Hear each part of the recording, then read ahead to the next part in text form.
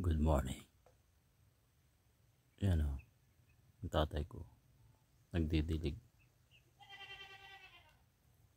Tatanim siya ng kalabasa.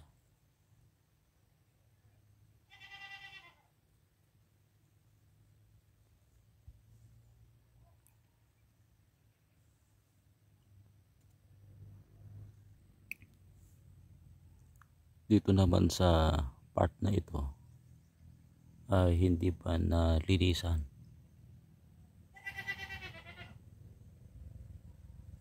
Diyan namin itatayo yung fish pan. Subukan namin maglagay ng fingerlings ng hito o kaya ay tilapia. Yan. Dating kulungan ng baboy ito. Aayusin lang ito at meron siyang dalawang square na kwarto na pwedeng gamitin para sa pag-alaga ng hito. Try lang namin.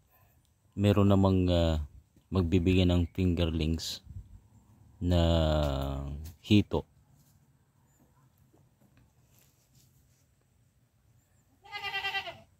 Ang Department of Agriculture yung magbibigay. Yan, marami pa marami pang lilinisan dito.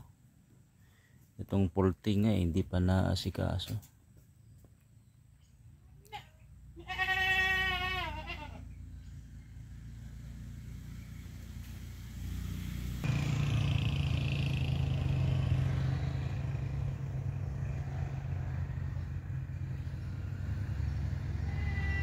Ang plano ko dito, lalagyan ko ng automatic na watering system para hindi mahirapan na magdilig dito sa part nito. Kasi maluwag pa dyan hanggang doon sa may gate.